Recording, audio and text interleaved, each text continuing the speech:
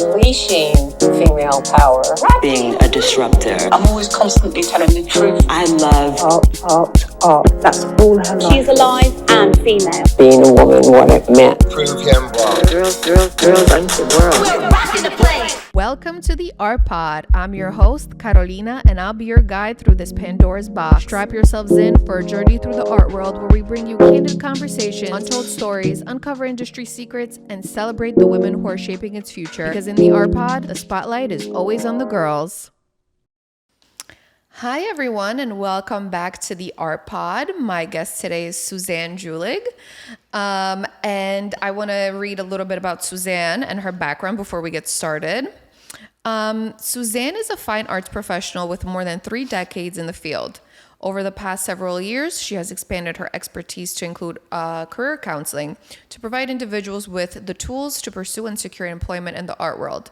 From 2015 to 2021, Suzanne was a member of the senior management teams at Sotheby's Institute of Art, as well as Christie's Education, where she served as career services officer. Prior to that, she was a director at 3 New York galleries, specializing in contemporary as well as American European art of the 19th and 20th century, before founding her art advisory business in 2018. Suzanne has placed works with private museum and corporate collections, in addition to organizing exhibitions, leading museum and gallery tours, and lecturing to private groups on a variety of art-related topics. She holds BA and MA degrees in art history with distinction. Welcome. I'm so happy to have you on the podcast. Thank you, Carolina. I'm so happy to be here.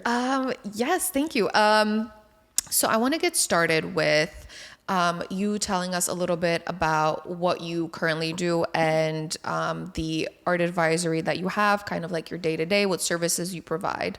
Okay, yeah. So I started the art advisory business about 16 years ago. And when I first founded the business, it was geared primarily to working with collectors, corporations, on acquiring art, building collections, caring for collections. But part of my impetus for starting my business was also to have an educational component. And so I taught at NYU, I taught at Sotheby's Institute, and Christie's lectured there a bit, and kind of combined that with art tours around the city. Now I have added as another service career counseling, and that came out of my work at Sotheby's Institute as well as Christie's Education. So my day-to-day is a wonderful mix of all those things, which is the way I like it. So from day to day, I might be doing meetings with career coaching clients. Those meetings are all virtual. So that's from the home office. I might be meeting with an art advisory collector, and I also might be giving a tour and then just doing all the other kind of administrative things that are required with every business. Great. So I want to start, because you have so many facets to this, to your business, I want to start with your kind of role as an art advisor for collectors. Can you tell us a little bit about how you help collectors build their collections? So coming out of a gallery background, which is where I spent about 20 years at the beginning of my career. And when I decided to start my own business, I thought briefly about opening my own gallery, but having worked in galleries, I know what's required to have a public space, to work with many artists and support their careers. And so part of my goal working with art advisory was to be kind of an advocate for collectors and to sort of help them navigate the auction world, the gallery world, to acquire works that are the best by the artists that they're interested in within the budget that they have, to make sure the works are in excellent condition, or if not, then maybe the price reflects that. So kind of being an advocate for collectors. Okay. And do you usually work with like first-time collectors, seasoned collectors? How do you build these relationships with collectors? Yeah, so both. Many seasoned collectors don't need advisors, but they might need services just because they need to maintain their collections. Most of the people that I've worked with are first-time collectors who really are looking for insight into how the art market works. And again, depending on the level at which they're collecting from a money standpoint, especially at those higher levels, just to make sure that they're getting the correct value. So it really is a range. I've also worked with some companies where an organization might want to collect works by a particular group of artists, or simply have beautiful things or interesting things hanging on the walls for their employees to enjoy. And do you notice that most of the collectors that you work with, do they collect mostly for investment reasons or because they love like an artist and they want to acquire more works by them? Yeah, that's a great question. So the concept of an art as an investment has become a more and more sort of prominent part of collecting over the last couple of decades, even before, but really in the last 10 to 20 years. And so the idea of art as an asset class, art as sort of part of your financial portfolio. I have to say, my preference is working with collectors who are collecting for love, who are collecting art that speaks to them, that challenges them, that they want to get up every day and look at, that they want to share with other people.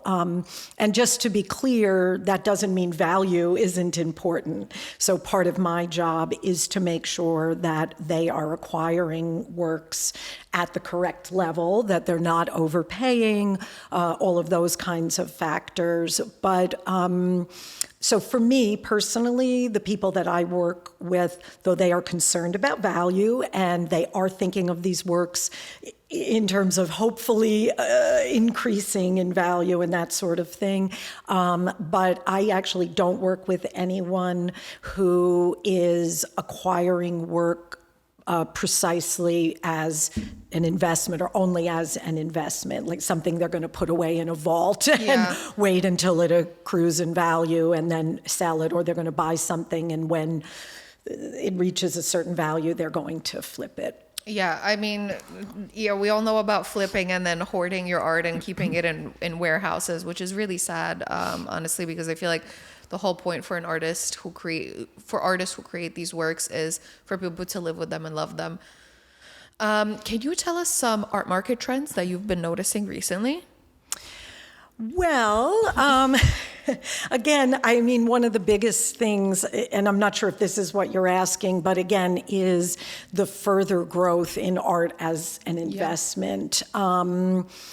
There are so many trends. Do you mean in terms of? In terms of like sales or like what artists are popular amongst like collectors to collect, things like that, like any sort of trends in that direction?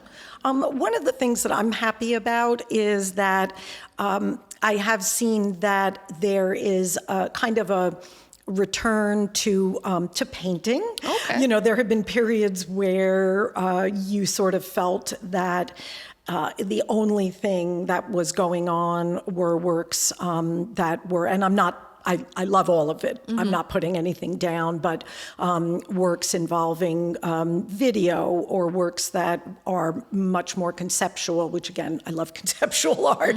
But I have to say, I'm happy to see that there is kind of an embrace of painting again. I don't know. That's a really big question. It is. It's a very loaded question. In terms of trends. No, but that's great. And yeah, you know, I mean, personally for myself, I've really started gravitating towards painting, like more realistic or surrealistic painting rather than abstraction. I think abstraction just died for me when I was studying it in school. So I was just like, you know what? I want something that I can actually see. But I also love conceptual art as well. Yeah. And sometimes it is sort of cyclical. It was interesting. I don't know if you read the article in the New York Times, which kind of, this didn't happen recently, but sort of reviewed what had happened at Sotheby's with the NFT Oh yeah, the NFT craze. sale. And, when NFTs kind of first came on the scene as something to really consider as a type of art, and also, again, for investment purposes and people focusing on blockchain. And I will never say never, I'm interested. This is very interesting. But even before that happened, there were just a number of things that seemed potentially problematic. And so that's an example of, there can be trends, and one needs to take a really close look at what's really going on. And I think as an advisor, especially to do your best to inform your clients as to what you see on the market. No, I think it's interesting that you bring up NFTs because they just like exploded on the scene like overnight. People were like, what is this? How do I buy it? And it was like this craze of everyone wanting an NFT, but nobody really was ready to understand what that would look like in the future. Like having these, they're not even objects, like having these, pieces. And I can't even imagine as an art advisor, like how do you go to your client and go, well, this is what I think will happen, or this is what I imagine it's going to be. So yeah. NFTs, that's a whole big thing. You also mentioned that you have worked in placing works in museum collections. How different is it working on that as opposed to working with an individual client? Yeah. So I did that mostly when I was working in the galleries. Okay. So, one of the goals, especially working with contemporary artists, part of building their reputation, building their market, but also, the kind of appreciation of the work, having critics, scholars notice the work, and certainly having them come into museum collections. I would say the biggest difference is that museums move generally more slowly. I can imagine, So they will sometimes be interested in an artist's work, but then they have to kind of secure donations in order to make the acquisition. Often there are a number of stakeholders, so it isn't necessarily one curator. They might be the first person who's interested in the work, but then they have to bring in other stakeholders in the museum to consider it. Yeah. So I'd say the biggest, one of the biggest challenges is just the amount of time that it takes. And then when I was a dealer, and I'm sure this is the case for other dealers, that there's that push and pull. You have a work of art that is in demand, and you could place it with a number of private collectors, but you really would like it in this museum collection. And so how long do you give the museum to consider it? And is there a point at which you say, I need to sell this so the artist can get paid? Right. It becomes so. But I'd say that's one of the biggest differences. But it's so wonderful, when you place a work in a museum collection and when you see it there. I was at the Metropolitan Museum last night, and I did not place this work. I won't say that. Okay. But there is an artist named Whitfield Lavelle who was or is represented by D.C. Moore Gallery, where I was a director. And one of the pieces that the Met owns is on view right now. And so just to be able to walk over and see it, and the label and when it was acquired and all of that. So it is very exciting when an artist's work goes into a museum collection, especially a living artist. I mean, I've placed works by dead artists, by earlier artists, but there's something very special with a contemporary artist. Yeah, because of that, I mean, living artists can get to enjoy this, while it's happening. And I can imagine as a gallerist or somebody who works with artists, your first goal or your main goal is always trying to get them into institutions rather than private collections. But like you said, One takes longer than the other. Yeah, that's one of the biggest differences. So another part of the business that you have is career counseling. Right. Which is great for this podcast because I tried to shed some light on that.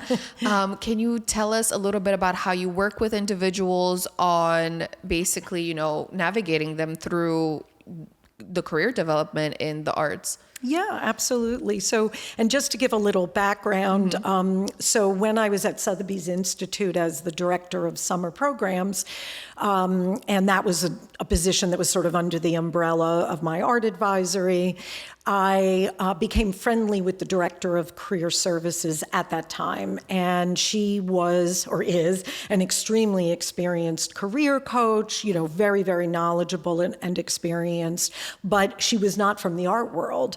And so she would kind of call on me every now and then to sort of provide insight in a particular segment of the art market, a job that a graduate was interviewing for, something like that. And I began to realize that I really enjoyed sort of helping students kind of find that next step or first step in the art world. And then that led to my position at Christie's Education as the career services officer.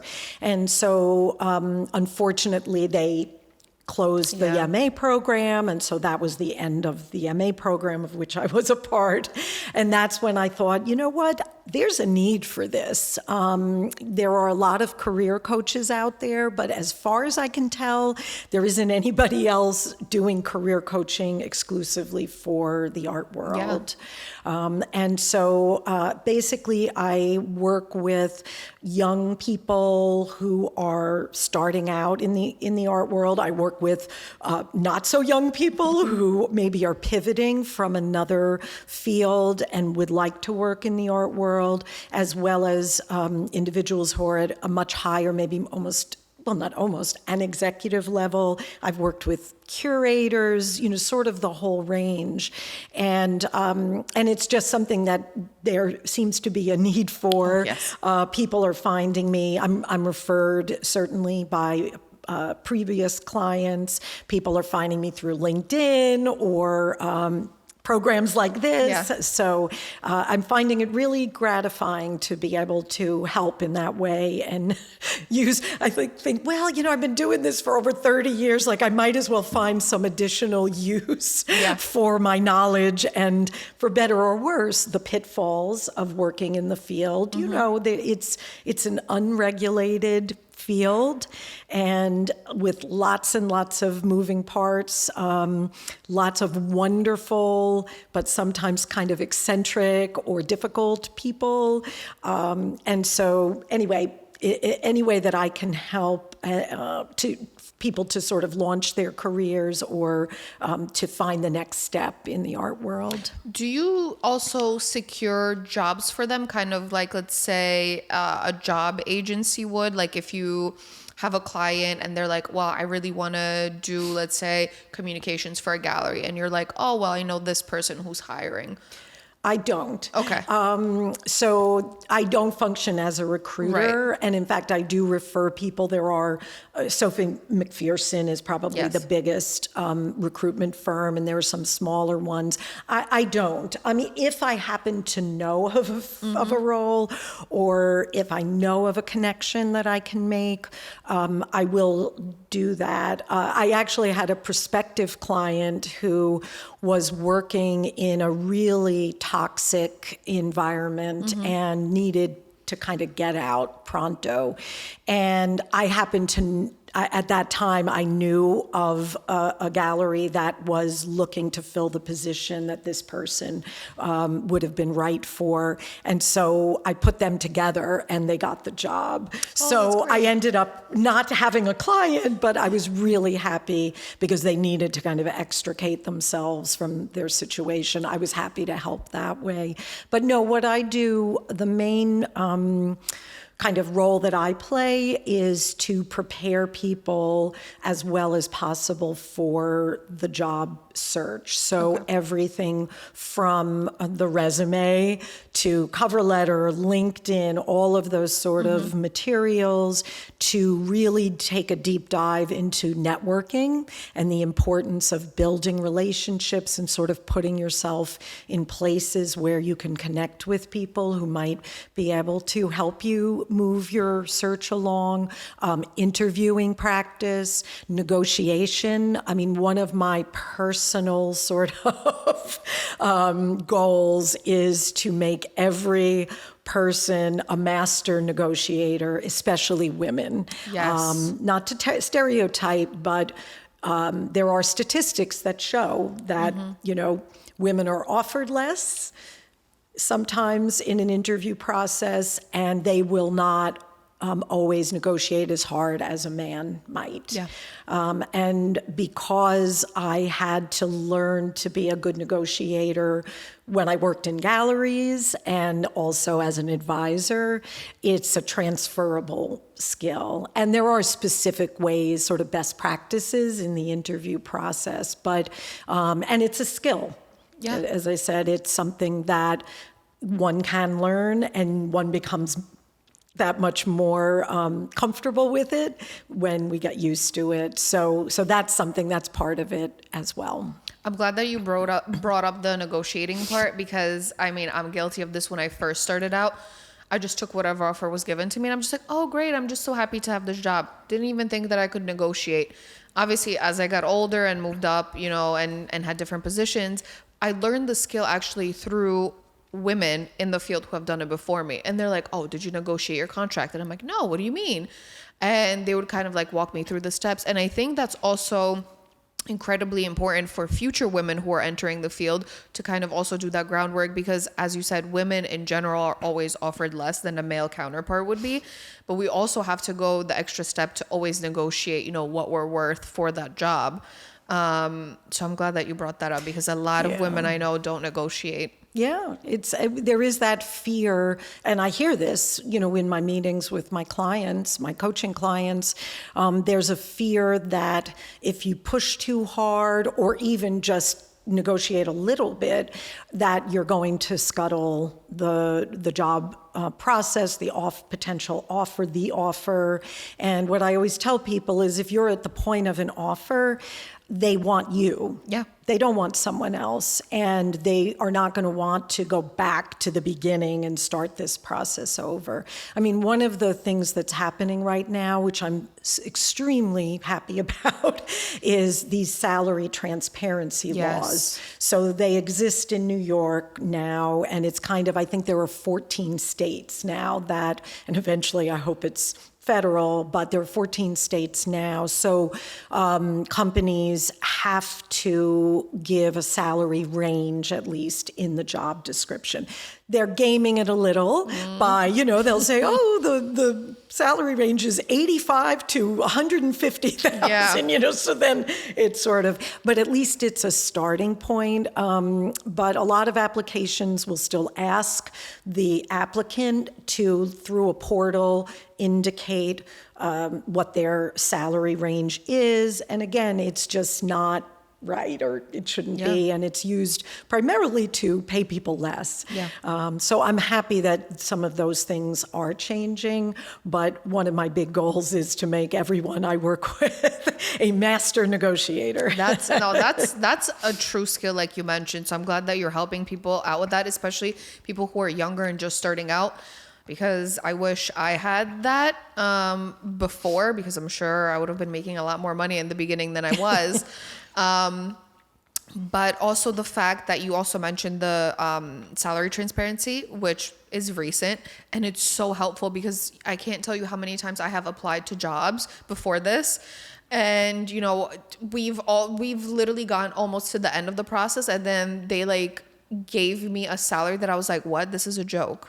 Yeah. And after everything that you've put me through and these interviews and things like that, you got me excited for the role, and then this is what you're offering at the end. And I wish I had known at the beginning, because then I wouldn't have wasted my time. Yeah, and most of us don't. We don't, it's and so that's part of, I want to kind of empower people to, when they are making a career shift or looking for the next job, that they are kind of armed with their best materials and, again, their best interview skills, the ability to kind of look for red flags. That's one of the other things that I provide, the kind of insight into potential issues. I'm never going to badmouth an art business when I'm, working with a client, but I might tell someone just, do some real deep research into that organization, read reviews online,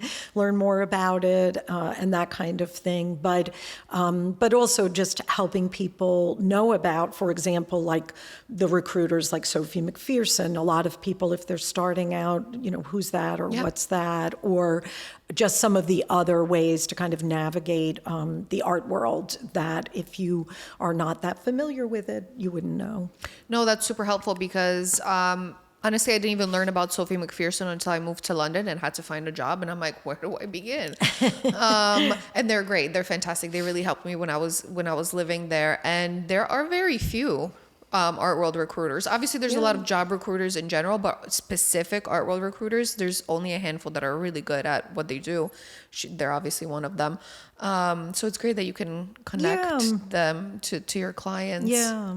And then a big part of it, as I mentioned, is networking because, there's NIFA. If you're looking for jobs, there's a few portals that you can look for. And of course, and now, art jobs are listed on LinkedIn and you'll find them easily online. But statistically, only about 25 to 30% of, and this is generally across industries, 25 to 30% of available jobs are actually listed online. So in other words, 75 to 80%, did I do that math right? Yes. 70 to 75%, I think it is, are jobs where the employer doesn't want to wade through hundreds, and that's what they get, hundreds and hundreds of resumes. They want to have direct referrals from trusted sources and to be talking to people that come recommended to them because they have certain qualifications. And so that's why this thing of building relationship, whatever you want to call it. A lot of people don't like the word networking, and I kind of get it. Yeah. But I say then reframe it. Call it building relationships, call it connecting. But the point is making direct contact with people, and everybody is in your network in order to kind of unearth those jobs that are never going to get listed 100%.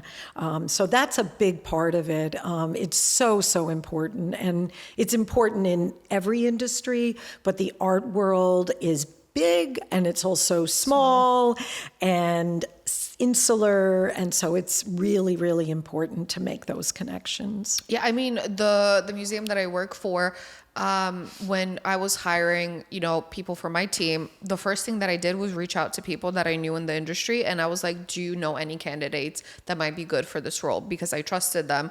And I also hate interviewing people because it's so time consuming. You have to go through so many steps just to find the right candidate. And then, if somebody at least vouches for them, that they're going to be good at the role. When you're just blindly interviewing people, you never know what you're going to end up getting. Exactly. And you can call references. People still give references, but we know that, most people's references, they're going to give someone that they know is going to say positive things about them. And so, to have that right off the bat, to have that direct referral, that positive referral is really important. Yeah. And the other thing that I really wanted to touch upon is the salaries in the art world, where you see a majority of people who are in admin or, in like coordinator roles or manager roles making significantly less than directors of museums who are getting paid so much more. Like the discrepancy there is absolutely crazy. Yeah. So, and that's one of those things, both, certainly on the museum side, we see it in galleries, those entry-level positions are low paying. There's no way around it. And that's why I do work with people on negotiation and really emphasize that, because that salary, you know, when you come in at a certain level, it's likely future increases are going to be based on, if it's a percentage, it's going to be based on that base. Other things might be, if there is a bonus or other compensation, it might be based in some way on that base salary. So the higher you can get it, you know, the better. But it's hard coming in at an entry level to find, because in New York, and especially since the pandemic, the way rental prices, real estate prices have gone up so much, especially rentals, the kind of rentals that somebody new to New York might find. It's really hard to find a role at an auction house or a gallery or another art business at the entry level that pays, frankly, a true living wage. Yeah. It's really hard. And it's also crazy that, you know, most of these entry-level jobs require a master's, or if you're a curator, a PhD. Yeah. So that's another, you know, step where it's like you're making very little while being extremely educated and, you know, putting yourself through school and all this stuff. And not to mention, you know, people who have student loans. So Exactly. it's, you know, I also like to mention that to people when they're first entering the art world, depending on which way they want to go, you know, these are things that you also have to consider. Absolutely. Okay, so now that we've talked a little bit about your art advisory, I kind of want to backtrack to the very beginning, talk a little bit about your education, because I know you have a BA and an MA, and seeing how your education kind of reinforced where you ended up. And then we'll go chronologically through your experiences. Okay, great. So, well, my BA is from Rutgers University in New Brunswick. I'm a Jersey girl, so I grew up in northern New Jersey. And when I started there, I had never heard of art history. I didn't know that I could study that. Now, a lot of high schools will have art history courses. Back, as I say, when dinosaurs roamed the earth, when I was in high school. Anyway, there weren't art history courses. And so I started out as an economics major. And I took a couple of art history courses and I said, what is this? And my parents, who were from Queens, I was actually born in Queens and then we moved to New Jersey, they would bring me and my siblings into the city. We went to museums a lot. So I was exposed to that, and they liked art. There were books in the house. But until I got to college, I didn't realize this is something you can study, you can major in. And it sort of brought together everything I love, you know, history and literature and religion, and really showing how art is obviously not made in a vacuum, how it's related to everything that's going on in government, socially, wars, you know, whatever is happening. And so I fell in love with it. And my parents fortunately said, major in art history, that's what you're in college for. So I happily did that. And then for my master's, I actually worked my first two jobs, and then I had gotten engaged, and my husband and I were going to be married, and I thought, gosh, if I don't do it now, life's not getting less busy. Yeah. I need to make a decision. And so at the time, I was working at Herschel and Adler Galleries, which was on 70th Street and Madison. I was living on 3rd Avenue near 68th Street. So I decided to go to Hunter College, which is located at 68th Street and Lexington. And I think, frankly, I thought about Columbia, I thought about other New York schools, but working full time, I thought I need to make this sort of physically, geographically as easy as possible. And I'm so glad I did it. I had fantastic professors, Emily Braun, who is Leonard Lauder's curator now and a fantastic scholar. I know Emily, she's so lovely. Yeah, she was my second reader on my thesis. I was very fortunate. And Jane Roos, who was my first reader. Anyway, fantastic professors. So I was really glad I did it. And I think it's the only way I would have finished it, by kind of having that little geographical location.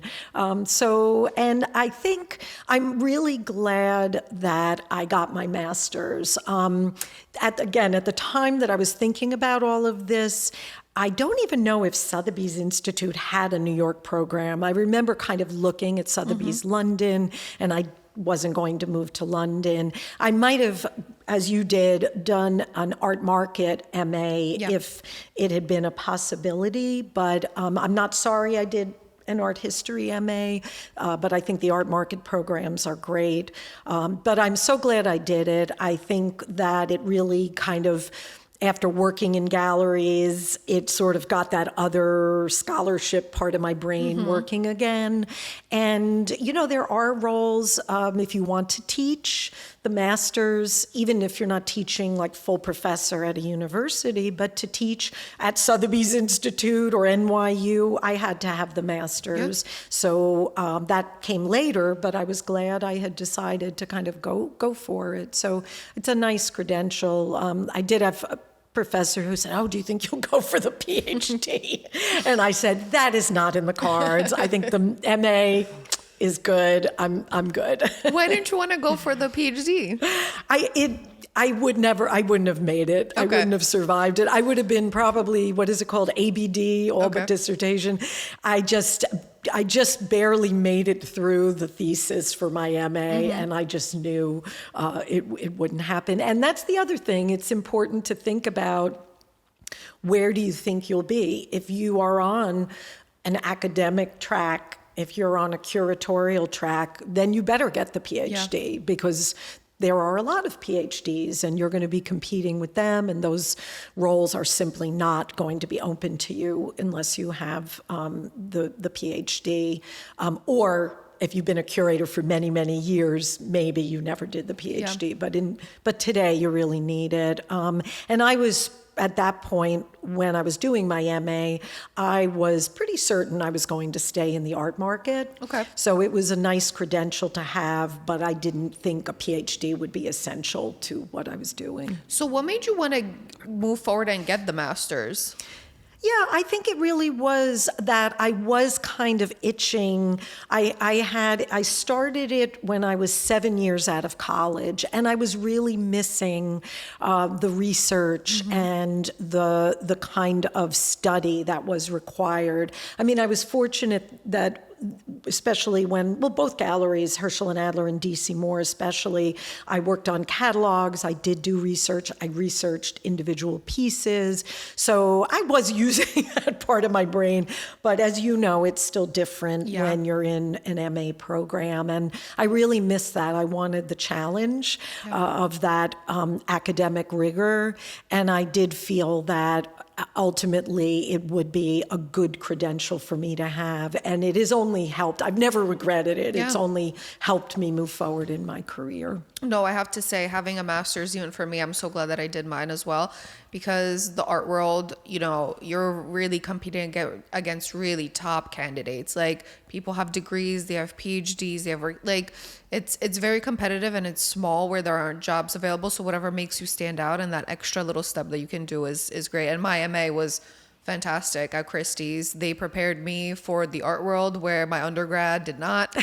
So, I really loved my program, and the people that I met in my program, I'm still friends with, and, we're all still, most of us are still working in the art world, and, wherever we can, we share stories, or like I mentioned, candidates, or, someone will always help you along if you want another job. So it's also that camaraderie, because now you're in it together and you can lean on each other. Yeah, absolutely. Absolutely. I had a similar experience. Yeah, you have study groups, and some people from the program became friends, people that I'm still in touch with.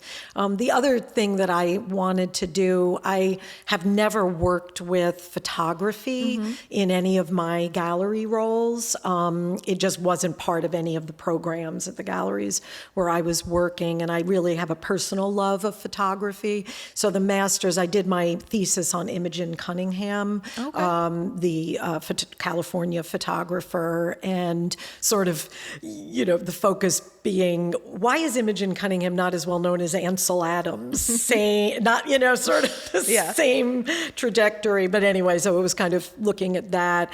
But it was also a way to study photography, whereas I wasn't working with it at work.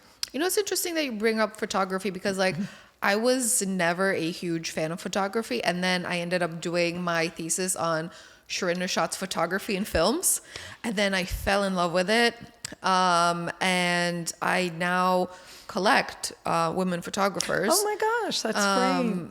And it's also a great price point for, like, collectors just starting out. Prints and photographs are a great way to kind of start building your collection on a budget. So, but yeah, it's, school just kind of pushed me into that direction. Yeah, it's all good.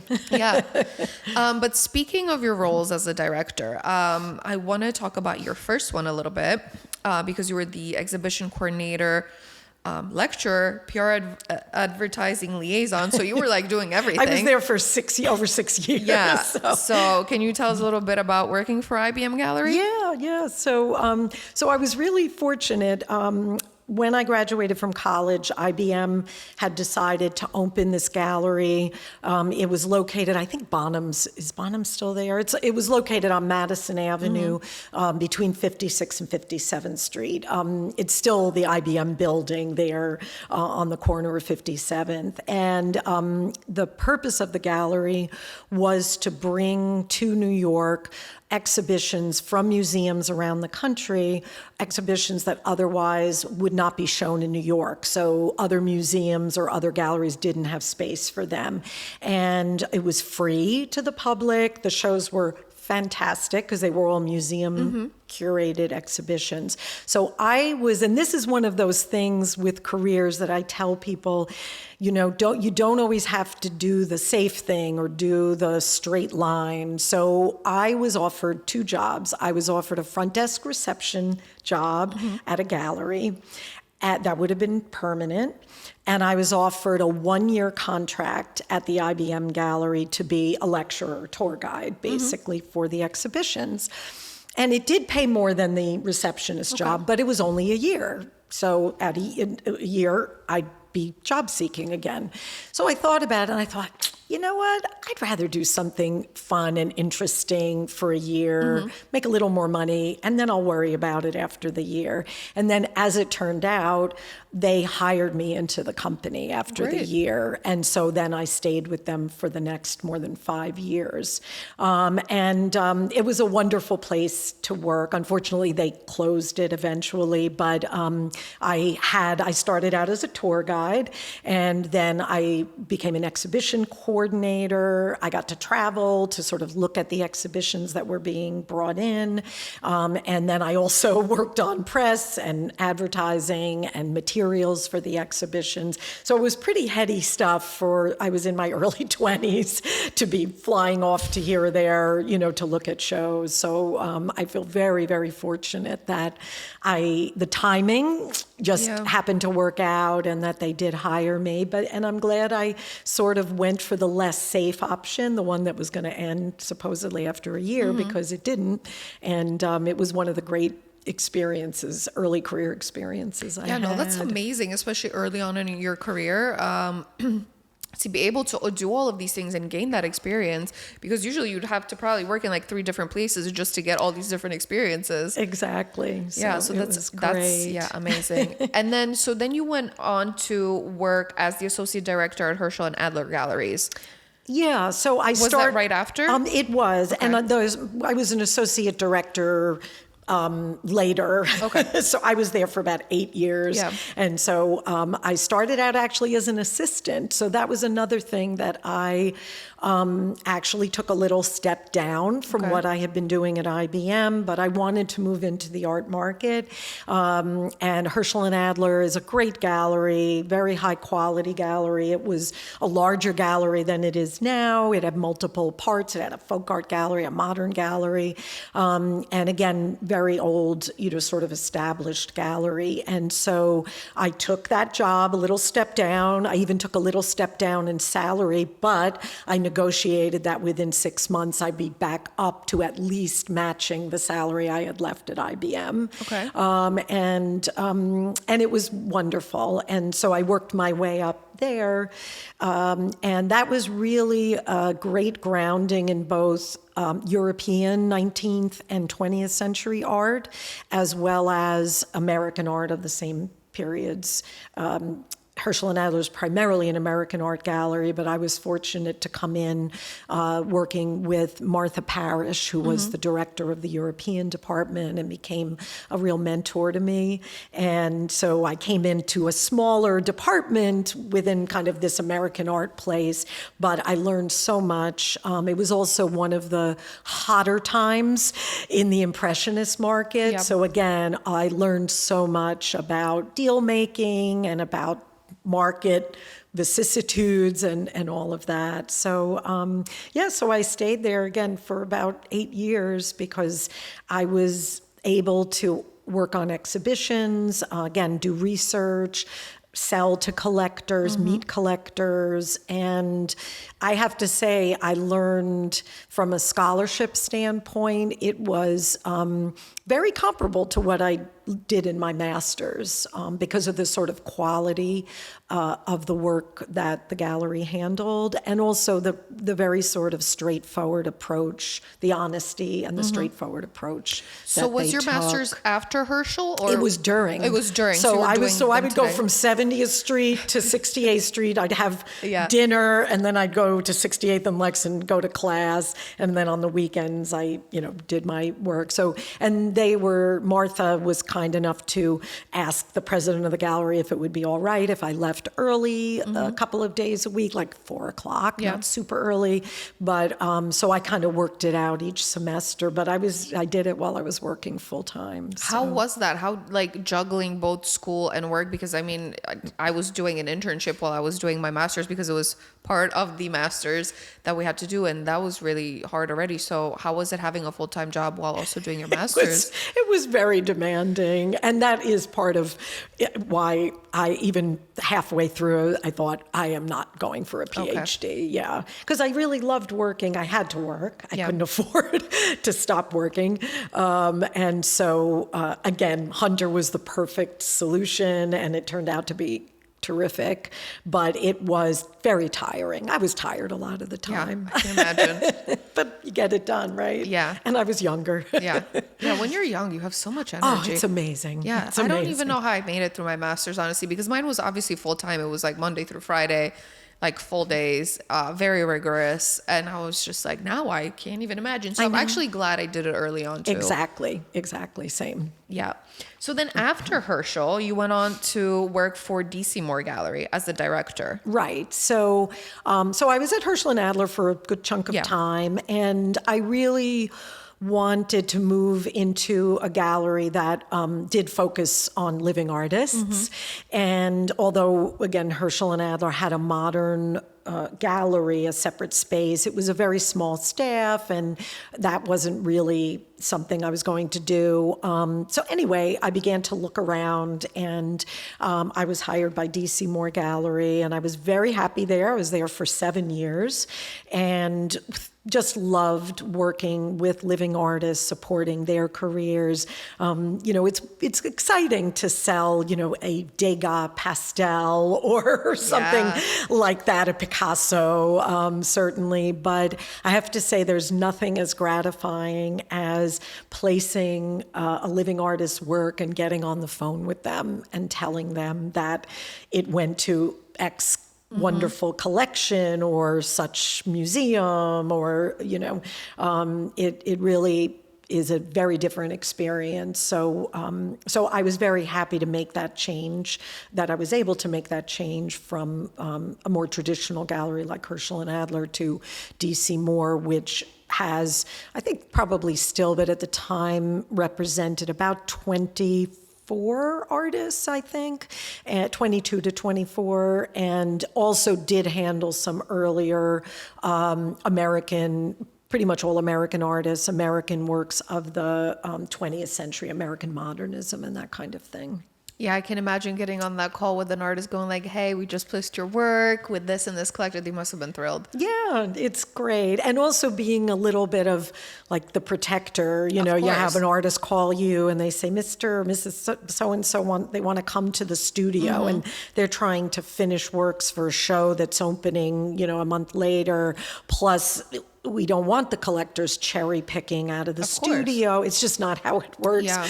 So to be able to say, go back to work. I'll call them, you know, call them and say, hi, we're so excited. Come to the gallery. You can preview the show, you know, and just so because artists are, and certainly some artists are incredible business people too, you know, or they're really, really good at building their careers. But some artists, they are great artists, and that's what they are supposed to be great at. Yeah. And galleries provide that business and, you know, sort of other, handling those other things that come up. Yeah, you know, I think, and especially now times are changing and a lot of artists are brands in themselves, but it's just like, at what point do you just focus on your work? Because I mean, being a business person on top of being an artist, those are already like, you're already doing like 7 different things for yourself, which is really hard, especially when all you really want to do is focus on making art. So it's nice to have that gallery representation who will stand behind you, who will nurture you, whose main goal is for you to be successful and, you know, make money at the end of the day. So Exactly. Yeah. So then after DC Moore Gallery, you went on to Bernard Goldberg Fine Arts as a director. As a director, yeah. So, you know, and this is something I talk about with my coaching clients, and especially with you know, people starting out. We don't make decisions in a vacuum, and you get to certain points in your life, and you have things going on personally. So I had my daughter when I was at DC Moore, and as you know, the gallery schedule is Tuesday through Saturday. I had always worked Tuesday through Saturday, and it actually worked out pretty well because for a period of time, Bridget Moore, the owner of DC Moore Gallery, allowed me to work 4 days a week. And then on top of it, my husband would be with our daughter on Saturday when I was working. We'd both be with her on Sunday, and then I was with her on Monday. Yeah. And when I was working 4 days, so it was a really good schedule, but at a certain point, sometimes that kind of schedule just gets difficult to navigate. Then also the sort of proliferation of art fairs. So when I started in the art world, there were art fairs, but not like there are today. This kind of constant round every month there's several all around the world. So Bernard Goldberg was somebody I knew as a collector and was looking for a director. He had started a small gallery. He was looking for a director. And so it was kind of a smaller situation. It wasn't working with living artists, but you know, but again, that also is less demanding in certain ways. It was a Monday through Friday schedule, so it was kind of a practical decision, and it paid well. You know, it was all good, and so I decided that would be my next step. And then I was with him for 4 years, and then I just got to the point where I thought, if I don't start my own business now, I never will. And I could have just gone on working for other people, but I had been doing it at that point for whatever the math works out to, about over 20 years. And I just really felt the urge to just have more control of my professional life. So at that point, I decided to take the leap. Well, it worked out for you. It did. So you started your own business, but you were also working with Sotheby's Institute. and Christie's. So yeah, I started my own business. I didn't start with Sotheby's until I'd had my own business for about 7 years, and I had heard about the position, the director of summer study, and it was actually a 75% position, so it was perfect because I could continue doing my art advisory and other things, but I really loved it. What attracted you to it in the beginning? Again, everybody's different. I get restless. Okay. I don't mind change. I like challenges. I like a new challenge. And I love the idea of going into a place and working with other people, on a regular basis. I had done programs and projects in my various workplaces, and the idea of running the summer study program where I would be devising curriculum and then also helping the marketing team sort of get people interested, hiring the faculty. I met some incredible people who were teaching during the summer. That's how actually I met Julia through that program. And so it just was, it was great. I was really excited about it. And then I was fortunate that I also taught a course on collection building and management. And then they asked me to go teach it in London when students from Tsinghua University, which at the time Sotheby's Institute had a partnership with, students from Tsinghua were in London. So I went to London and I taught these Chinese students about art advisory and collection building and management. I was able to travel to Bogota when a group of students, the master's students, went there. So it was wonderful. And that's when I got my first little taste of career services, and, a little light bulb went off and I thought, well, this is interesting. So then can you tell us a little bit about how you worked at Christie's with career services? What made you go from Sotheby's to Christie's, and a little bit about that? Yeah, so with Christie's, I was hired. They had a position for a career services officer that I became aware of. And because of my experience at Sotheby's Institute, and that was when I really was beginning to feel that this idea of career consulting, career coaching was something I might want to undertake. And so I spoke with them about the position. It all sounded good in terms of what the responsibilities would be. So I started there. And again, I really loved it. I worked with the MA students, and basically my job was to prepare them both for the job search, when they were going to graduate. So they were graduating, I think, in December. Did you graduate? Yes, in December. Yeah. So we would start in the summer, kind of getting everything together. But then they were also applying for the internships at Christie's in New York. So it was also preparing them for their interviews, because even though the auction house certainly wanted to have Christie's MA students doing the internships, they did take people from outside. So I would tell them, you're competing. This isn't a slam dunk. Yeah. And if you want certain departments, if you're interested in being in a particular area in the auction house, you have to be prepared. So I worked with them on all of that, and then just sort of navigating their way through the whole process. It was, again, it kind of confirmed for me that at that point in my career, when I had moved out of the gallery world, and although I was still doing art advisory, I had an inkling that I might not want to do art advisory forever. And I just felt like this is something where I could maybe make a difference for people and be helpful. Yeah, I have to say that I can't speak about Sotheby's, but Christie's education, it really prepared me for the art world.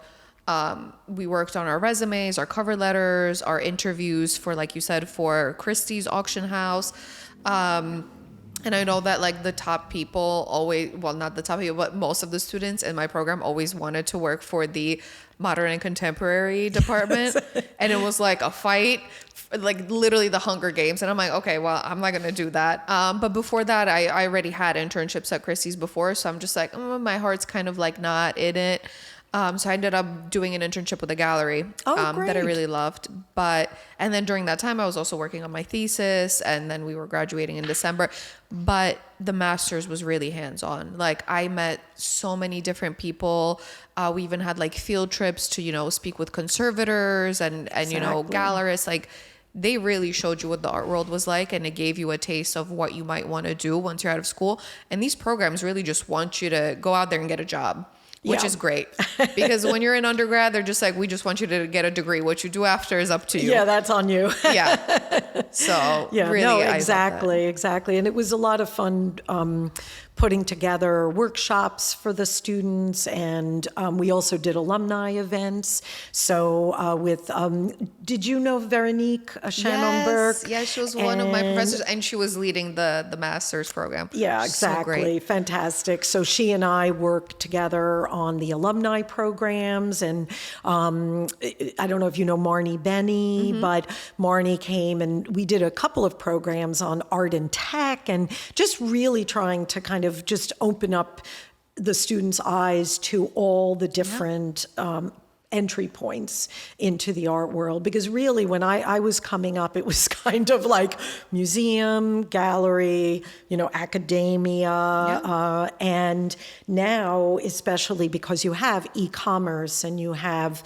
art investment, anyway, there are just a lot more sort of entry points. And not to mention things like logistics, I mean, I know a lot of people who work in art insurance. They work in art shipping and transport, and they love what they do. They love providing that service to collectors or conservation or, all of these parts of the business that kind of are the underpinning of the care and feeding of art. So anyway, so just sort of, helping students identify what would be the right place for them in the art field. A lot of people who might not work in the art field always think that like if you go to a gallery, the exhibition just sprouts. Yeah. And there's, art handlers, there's registrars, there's insurance. Like there's so many logistical things that go into like doing a show. And that's why gallery, like especially big galleries, prepare so much in advance. Exactly.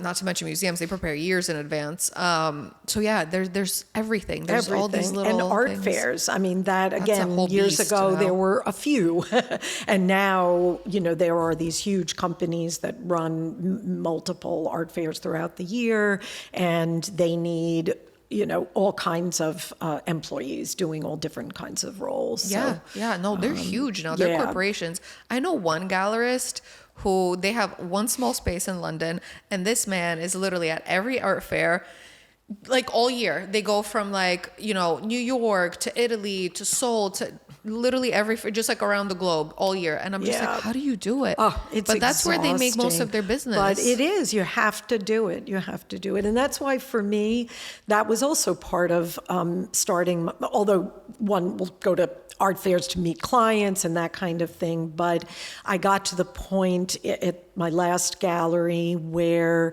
I love to travel, but the kind of travel you do and the kind of work you do at art fairs, I always say I've never gotten so tired sort of doing less, because I mean, of course, you get there, you're, working with the art handlers and installing the booth and getting everything perfect. And then from that point on, I mean, you're working hard, but you're standing a lot and you're in the booth and you're talking with people a lot. And it's wonderful in a lot of ways, but it is truly exhausting. It really is. And then you layer on top, depending on where the art fair is, where you've traveled to, and it's a lot of time away. And if you have a family, these are the things that we don't live in a vacuum, in a little bubble. We have to consider all of those things. So anyway, so that's why it's important to kind of fashion a career that that's satisfying, but fits your life as well. Yeah, and you also have to consider your personality. If you're an introverted person, I don't think being a gallerist who has to sell at art fairs is your thing, and you won't be happy. Yeah, exactly. Yeah. No, thank you for sharing all those things and your story. I kind of wanted to end by asking, what are some of the challenges that you've encountered, especially as a woman in the art industry, throughout your entire career? I think it's sort of a challenge, and also, I guess, a big piece of advice I give people in their careers. And that goes to advocating for yourself. So I think one of the biggest challenges I had was feeling that I was doing good work and I was working really hard, and it was not always acknowledged or appreciated, either through the simple thank you or well, job well done, to obviously, maybe not compensated for in terms of income. And one of the really valuable lessons I learned was that there is no shame in advocating for yourself. Yes. So I think a lot of us, if people aren't noticing what we're doing, if they're not promoting us without us asking, if they're not giving us a raise without us asking, it feels wrong. It feels like, come on, they should see what's going, they should see how good I'm doing. And the sooner we get over that, the better, that there is no shame. And in fact, it is usually essential to advocate for yourself. And that if a boss or an employer is not noticing, then you make them notice. Yeah. And you ask for that meeting, and you sit down and you go through everything from, if you're in sales, your numbers, sort of what you've accomplished. If it's a gallery, the shows you've organized, if it's an auction house, the clients you brought in, whatever it might be. And you use that to negotiate a higher salary, a different, commission or bonus, whatever it might be, a promotion. And again, it would feel better if those things always came to us. And they have. In my career, absolutely. There has been acknowledgement, but I would say equally, I've had to say, hello, Yeah. this is what I need, this is what I want. And as much as it feels like I shouldn't have to do that, they should just notice, it's necessary sometimes to sort of just get past that, and also get your courage up and go in and make that meeting and have that conversation and advocate for yourself. You answered two of my questions all in one, because I was going to ask you about challenges and then advice, and you just nailed it right there on the head. No, but I think that's what you said is really important, because I've also been guilty of that, like where I didn't advocate for myself necessarily, and I was like, well, why isn't my boss giving me a raise? Your boss also probably doesn't want to spend more money than he already is, so he's not going to be like, here you go. Yeah. But if you bring it to their attention, they're going to realize, you know what? She or he is an amazing employee. They deserve the raise that they're asking for. Here it is. So always know your worth. Yeah. And the bottom line is not to give employers so much credit, but all of us are, we're very often thinking about what's going on with us. Yeah. And if someone has a business, they're thinking about a lot of different things. And truly, they just might not have noticed that you are deserving of a promotion or a raise or a bonus or whatever it might be. So again, just not to be afraid to bring it to their attention. And again, not to feel bad, like they should notice. I shouldn't have to do this. Just do it. Yeah, just do it. 100%, I agree. So now that we've wrapped up the interview portion, I kind of want to head into our fire round of questions. Oh, goodness. So normally at this juncture, I'll ask my guests to pick a number between 1 and 10, and then I'll read the corresponding question. Okay. So let me know which one you want. All right. Number 6. 6. Okay.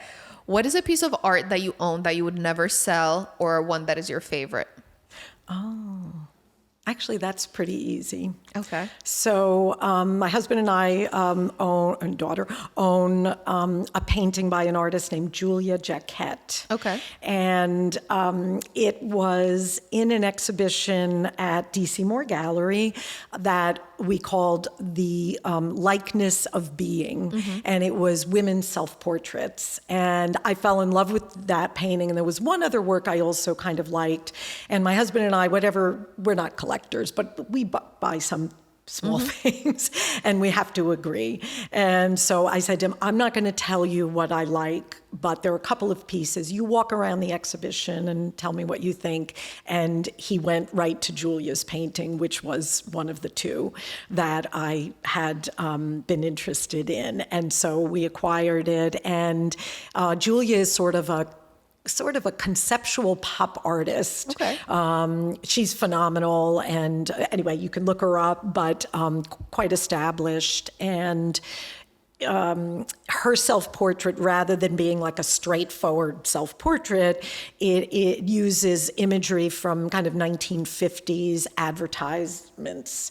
And it's a grid, and in each of the 4 boxes, there are women looking sort of distressed or sad, and it's called Women Worried Sad.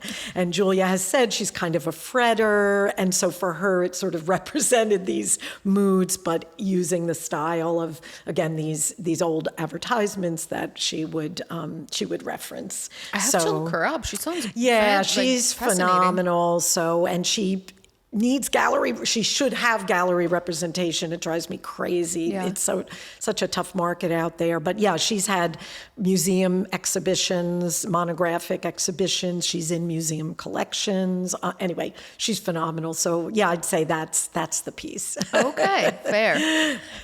Okay, let's do maybe one more question. Okay. I pick a number. Yeah, you pick a number. Number 8. Number 8. What's a book that you read that you didn't want to end? Oh, I read a lot.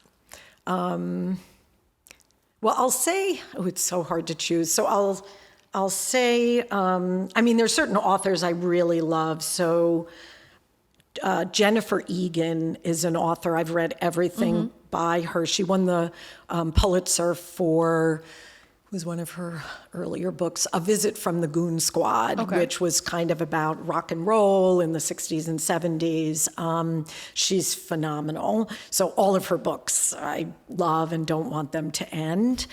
And actually, a book I really love, I'll tie this into the career coaching thing. A book I really love, there's a book called, I'm going to mess up the title, but it's something like Quiet, The Power of Introverts in a World That Can't Stop Talking. I believe that's the title. And the author is, I know her last name is Cain with a C, C-A-I-N. I think it's Susan Cain. That is such a powerful book. And believe it or not, I was very shy when I was younger. And I realized from that book, I'm what is called an extroverted introvert. So, that's me too. Yeah, okay. Okay, yes, so I get it. Love talking to people, like people, enjoy being with people, but need to kind of get my energy back after certain kinds of interactions, a little shy in certain situations. And so that book was just so insightful about kind of the way to be in the world when you aren't the most extroverted person, but you are in roles professionally where you need to be kind of introverted and extroverted.